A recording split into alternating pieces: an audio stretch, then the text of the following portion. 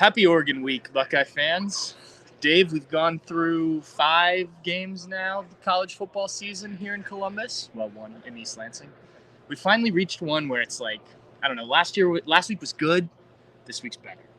Ohio State, Oregon, Saturday night. We just finished up talking with Coach Ryan Day, Chip Kelly, and Will Howard. I think one of the biggest things that came up was about what Oregon offers, especially defensively for this offense, since those were all offensive guys. What do you see from Oregon? What did you hear today? What has you confident? What has you concerned as we look at this matchup based on everything you've kind of put together so far? Yeah, I think one thing that if you haven't really followed Oregon, while Dan Lanning's been there, now if you have followed them, you will know this. This is not, let's say, Chip Kelly's Oregon, for example. Dan Lanning is a defensive-minded head coach. They're a physical defense. They talked a lot about their front seven. They're veteran. I think they have got 9 seniors on their defense who start, something like that. Now, some of a lot of their defensive backs are transfers, but they're a very good defense. And everybody talks about their offense with Dylan Gabriel. He was one of the Heisman favorites. He might still be one, in top 10. Not really a favorite, but he entered the season as one of the top 3 favorites to win the Heisman. Everybody talks about Oregon's offense, and they do have some explosive players. I really like their running back. They got a couple of really good receivers. Their offensive line is not your old school offensive line for Oregon, where you feel like you can definitely push them around. This is a more physical Oregon team, hence them being number 3 in the nation. At Patrick's point, yeah, I mean it's ramped up a little bit each week. Iowa was one we were like, okay, this will be a good test for them. They passed that with flying colors after a somewhat slow start, and now you get the number 2 versus number 3 battle on the road. It's going to be so much fun. And the fact that Ohio State's never played in that stadium before just makes it even cooler. Coach Day talked a lot about his connection with Chip Kelly, just because obviously this is a big week for Chip Kelly going back to Oregon, though he's been there a couple times. He was asked a lot about it. Yeah. I thought it was interesting the way he talked, and this doesn't necessarily have to do with this week, but talked about how Chip Kelly helped him get into the profession, which leads us to here, obviously.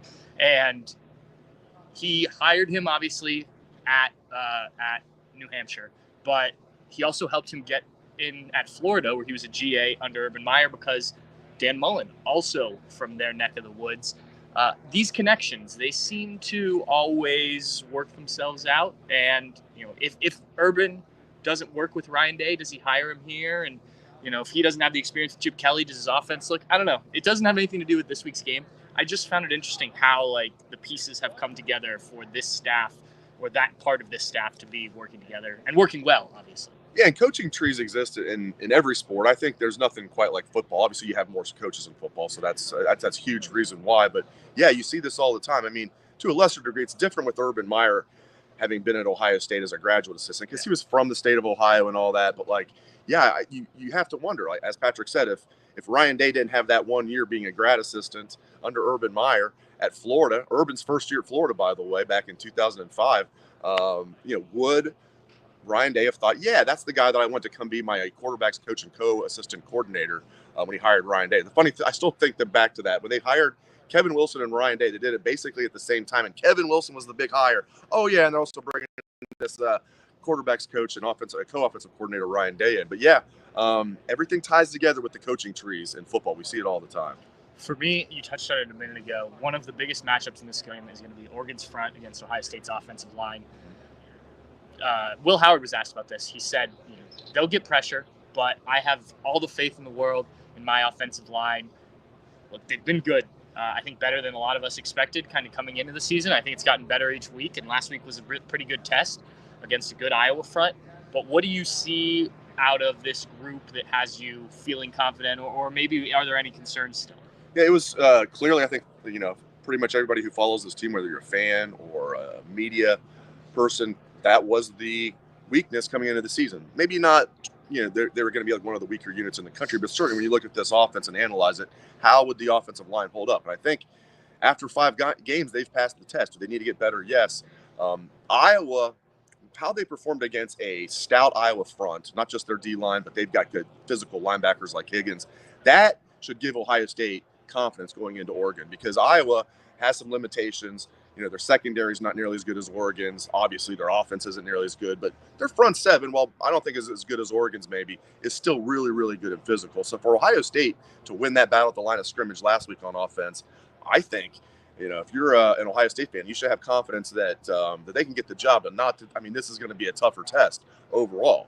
But I think the Iowa game gave that offensive line a lot of confidence, and I agree with Patrick. They have been good overall this year. Yeah, look, I think watching Oregon last week against Michigan State, if you watched that game on Friday night, you saw the edge rushers that are going to test these tackles more than they've been tested yet this season.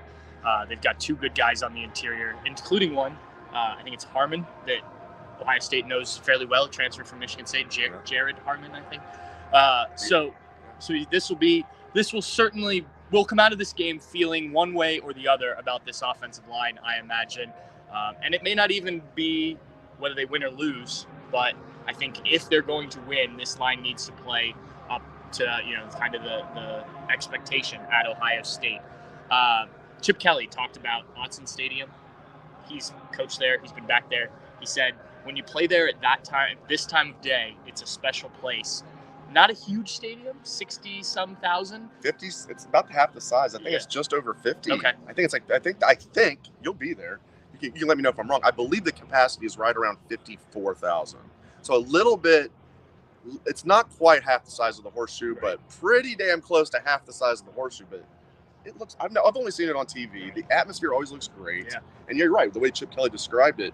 Oh man, it's going to be loud in there. They're already practicing the crowd noise out here. The team's not even out there. The audio people are practicing, getting ready for the crowd noise they're going to pump in for practice. We can hear it right now. So this is going to be great, man. 2 versus 3 makes it great. Playing in that stadium, 52,000. It's going to feel like it's sound like it's 200,000 in there. But and it's kind of dug into the ground a little bit, which I'm sure makes it louder. At least it seems that way when you watch on TV. And those Oregon fans get after it. I'm just getting excited just talking about this. This is fantastic. We're finally here. This was the game we talked about all offseason. Well, there was maybe another one on November 30th we talked about. Penn State, we talked about that one. Basically, it was like, okay, Oregon's going to be the first test. We're going to know a lot about this Ohio State team when they go up to Eugene. And Patrick, we're going to know a lot about this Ohio State team when they go up to Eugene. Yeah. Going out there is part of kind of the battle this week. Ryan Day was asked about teams heading out west. Only one, I think it's like 1-9 our Big Ten team records going out west. Indiana? Yeah, Indiana with the one win at UCLA. Coach Day downplayed that a lot, said it's only about a 2-hour flight more than Nebraska. Do you think this has an impact, or do you think that's just teams that have gone out there haven't been as good as the teams they faced? Yeah, you look at it. Indiana blew out UCLA. Some of the teams that have gone out there, Michigan State, if anything, played Oregon somewhat tough out there. Despite the final score, that was a closer game. And even with it was 31-10, like Michigan State still covered the spread. So yeah, and like Michigan State kind of shot themselves in the foot as they were wont to do. They did the same thing against Ohio State. I'm trying to think who else has gone out. Obviously Michigan and Washington. Michigan's a disaster. Yeah, if I'm Ryan Day, I'm like trying not to say, yeah, but we haven't gone out there yet. Like we don't really care about these other teams that have gone out. Like who else? Who am I forgetting that's gone out there? So Michigan, Michigan State, Indiana. Who else has gone out there and lost? I think who has played USC. Oh, Wisconsin. And Wisconsin gave Wisconsin was leading that game for them. So I'm not worried about that. They're going to. It's a night game. They're going to get out there the day before. I don't think that's going to have any factor in the game. Like if it was a noon kick. I don't know, maybe that would help Ohio State if it was noon Eastern and 9 a.m. Pacific. Yeah, and Ryan Day said they plan on staying on Eastern time in terms of their prep and everything, so it'll feel like a night game despite the fact that it'll be 4:30 Eastern in Eugene. Trying to think of what else. Oh, Will Howard. I asked him specifically about his running because we've seen it amp up a little bit, and Coach Day mentioned, I think on the show he's on The Fan last night, that his ability to run is going to be key in a game like this. That will be true on the Ohio State side. It'll also be true on the Oregon side, where Dylan Gabriel is more than a capable runner as well. Of these two quarterbacks, in terms of that part of their game, do you feel better about one or the other? It's interesting. Gabriel is definitely shiftier. He's quicker. I don't even know if he's faster because we know Will Howard's like front line, straight line speed is very fast. I'd say he's the fastest of Ohio State's quarterbacks. He can go 21, maybe a little over 21 miles an hour. So they're different. But where I do like Will, there's a couple reasons. His size, that's the obvious one. He's much bigger than Dylan. Dylan's listed at 6 foot. I don't know if he's actually 6 foot. He's probably more like, if I had to guess, 5'11", 5'10", something like that. But he's not too slender. He's like well put together. So you look at it more like a, Baker Mayfield's maybe a little taller than him, but Baker's like sturdy, right? You look at like a Bryce Young. It's not just that he's short, he's narrow. So Gabriel's got some stockiness to him, so that helps. But Will Howard is just a unit at 6'4", 235, and he's trimmed down to be 235. But Ohio State has had some trouble here and there with running quarterback, so it's a concern. I think that is going to be a very important part of this game. And another reason that Will Howard is such a good fit for this offense is, where did Ohio State struggle last year offensively? They struggled in short yardage, goal line, and red zone efficiency. They were a little bit better overall in red zone efficiency than they were, let's say, when they had first and goal from the 5. They were one of the worst teams in the nation when they had that. They were like 58th in the nation, I believe, in red zone touchdown efficiency. This year, Ohio State's number 1 in the nation in red zone efficiency as far as scoring touchdowns. And a huge reason for that is Will Howard is just a natural when it comes to the RPO. I say a natural. He said, I asked him about it. As a fifth-year senior, he might look like a natural. He's like, yeah, if you saw me as a true freshman at K-State, you might not think so, but he does. There's a guy I really trust. We call him the X's and O's expert for our site. We keep him anonymous. He does a great job, and we quoted him today on our boarding house, and he said, Will Howard's superpower is the RPO. He just is on point all the time with the RPO, and I like that way he said that. His superpower is the RPO. So that's a massive reason. Obviously, the influence of Chip Kelly too, but those, Will Howard's ability to run the RPO so effectively, and the way Chip Kelly is designing this offense is why Ohio State's made not just an improvement, but an exponential improvement. Yeah, the one thing that in that department that has me has me a little bit concerned, I guess I would say, is on Saturday when they got down inside the 5, they ran it 2 times, couldn't get much of anything, took a timeout, and then ended up throwing to Emeka Egbuka. And I won't say that it's been an issue this year because it's certainly been improved, but in a big game like that, I think you need to be able to count on either Will Howard or the running backs, and maybe the running backs getting in. And that's kind of why you brought in a Quinshon Judkins, right? Because he has some of that. Again, it's not been an issue consistently, but I would have liked to see them punch that one in. Now, you still get it. Emeka Egbuka makes a play. Will Howard said that he, reminds everyone last week with what he can do and how he never complains about anything. But, it sounded like they wanted to give him a game like that when they could to let the senior, kind of have his moment as well. Still Jeremiah Smith making that one-handed catch. With Chip Kelly and the weapons that he has, Ryan Day said Oregon is similar in that way, in that they'll spread you out and you have to pick kind of who you can defend. To me, I think Ohio State still has the advantage just in terms of the number of weapons, but I will test Ohio State's defense and especially the secondary more than anyone else. Yeah, no doubt about it. And I'm, Bo Nix was very good for them last year. Maybe, Gabriel's not quite on that level. I don't think Dylan Gabriel's going to be the number 10, number 12 pick of the draft. And just not as that. Bo Nix was incredible. One of the most accurate quarterbacks in college football. Yeah, they're different. But Gabriel's a better runner, so it's going to be interesting.